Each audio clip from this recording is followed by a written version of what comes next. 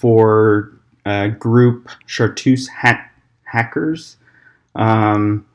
This is our Tiger board. As far as whether we met the goals or not, for the most part, we met our goal. We just had a couple of tasks that did not get completed. The first one was to create the user cookbook page and then setting the sessions. Overall, our goal was to be able to have our user sessions based on the website and Google Home and to kind of clean up our code. And like I said, for the most part, we did have that. Oh, we had 3 tasks.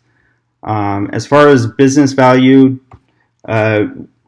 users can now jump on the app and have a customized experience. Before, for Sprint 1, we only had one hard-coded recipe for being able to cook blueberry pancakes.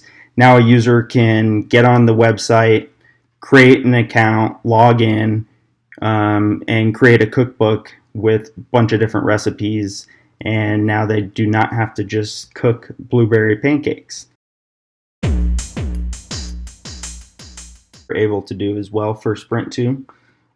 So we're able to create a web page, as you can see here. Now a user can log into our web page. So we'll go ahead and log in right now.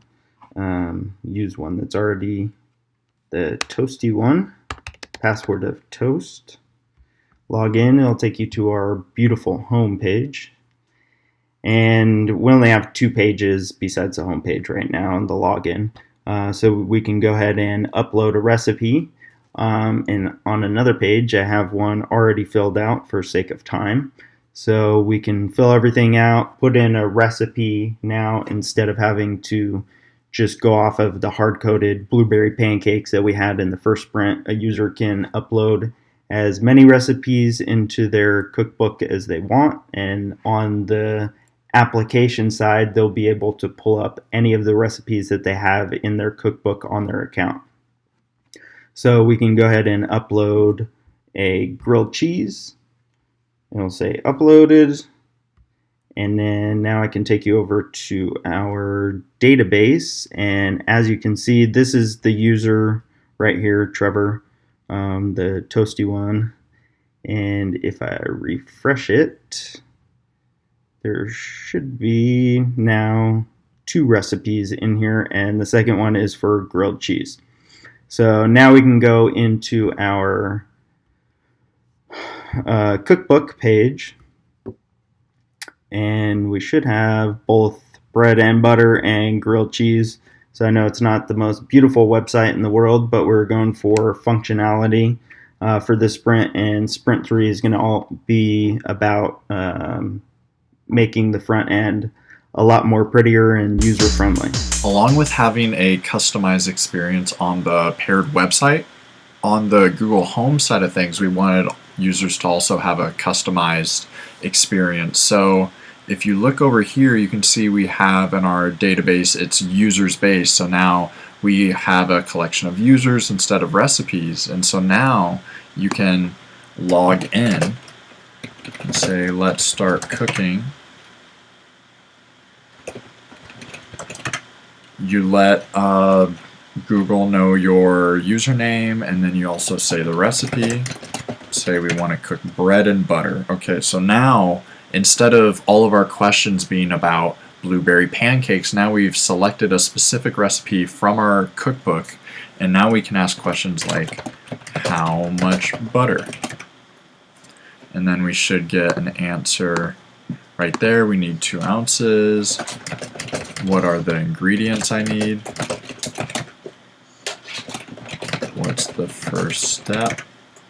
And so now all the functionality that we had beforehand is now applied to the Google Home side of stuff, and it's applied to a specific recipe. Burn down chart. We had a lot of small pushes in our project. We sort of underestimated fall break and how we would not want to really work on it during then. So you can see that straight line at the beginning. But we were able to push really hard towards the end and get really close to meeting our complete set of goals. As far as what every member contributed, Trevor did the post recipe and get cookbook page backend. And he also updated the database schema and added sessions to the website. David worked on the front end of the cookbook page and added a lot of different intent, like examples to increase the robustness of that matching. And Riza, she worked on the home page and the post recipe page on the front end side. Sumant set up a master Heroku, so now we can push to develop and master and have two different deployments. And he also started up the session work for the Google side of things. And Paul, he worked on like the sort of the last bit of that session work, getting the Google like sessions to really work. And Scott did the login and registration page on the website and also worked on cleaning up some of our code.